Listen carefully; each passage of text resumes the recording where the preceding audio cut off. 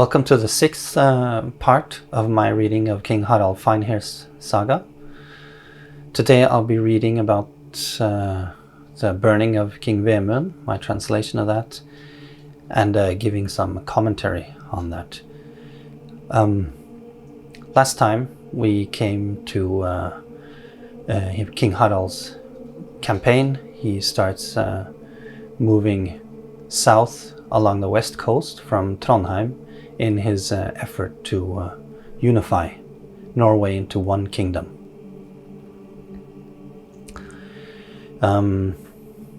I'd like to remind you also of the genealogy that accompanies my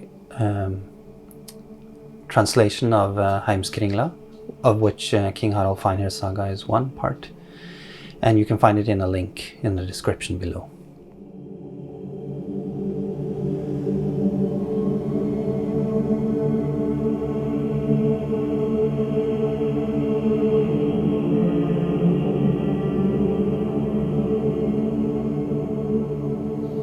The burning of King Vemund.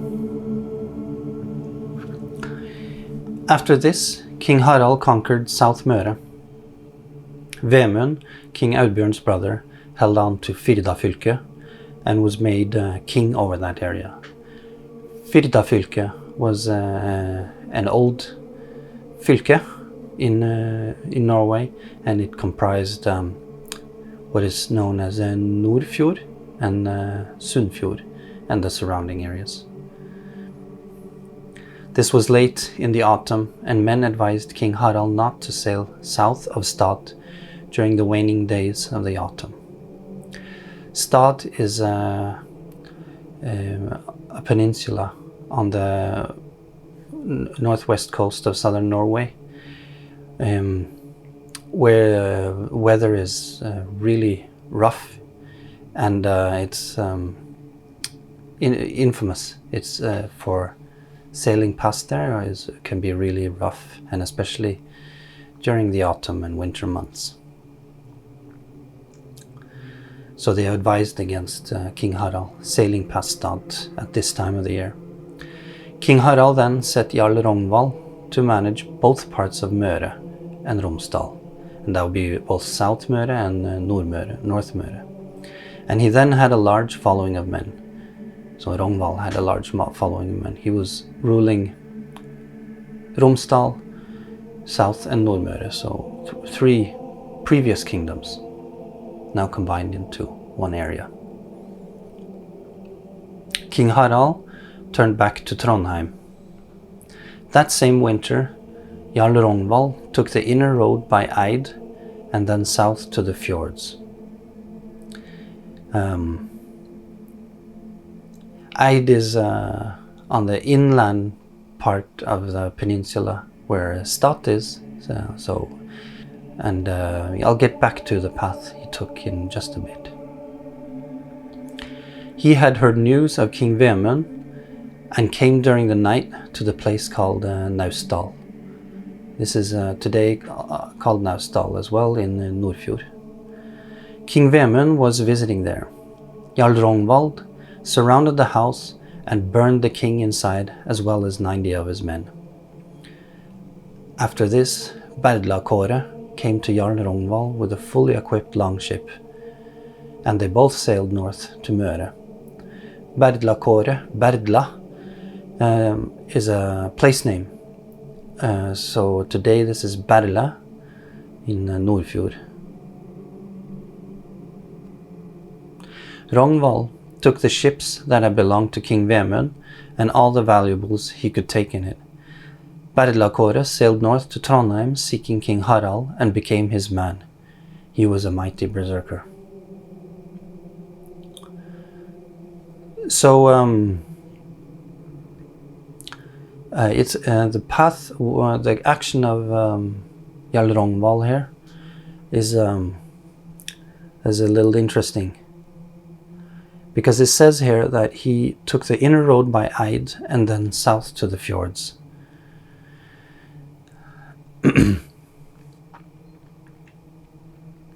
And his action was a stealthy one. He came upon a surprise attack at Naustdal in Nordfjord.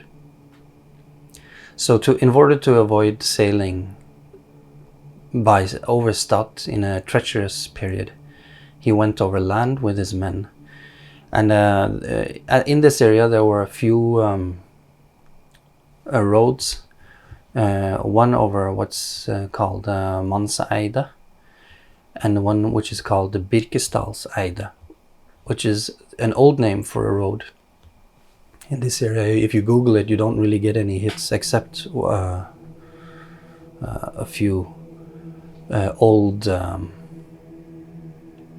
like administrative texts from Norway.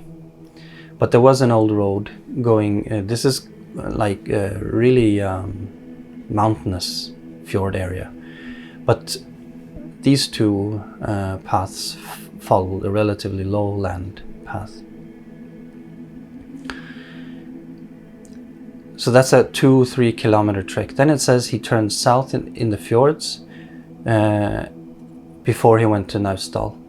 Now if he was to go directly to Naustdal, he wouldn't turn south in the fjords, because once you've crossed the mountains over to, or the valleys, over to Nordfjord, from the northern side, north of Selja, then you are in Nordfjord and you just need to go straight east along the coast to come to Naustdal. But if he was going south to Berle to plot his attack with berle-Kåre, or berle-Kåre, then it makes sense what Snorri is saying. But then again, he would have to sail south to berle-Kåre, and then north again over the fjord, and then travel a few kilometers eastwards to attack at Naustdal. And that would most likely, news would already, because going over the mountains south to Nordfjord is a 3-4 kilometer trek with elevation during and perhaps at this time it's late autumn, you're getting snow in the mountains. So it's a it's an okay trek. It's not like rough, but it'll take a few hours. And then you have to travel along the coast, quite steep coastline, 7-8 kilometers to Naustdal. And you could do that in if you start during the day before, and then you'll end up by night at Naustdal. But you couldn't do it in a day if you also had to sail south to Berle, north again, and then go and attack.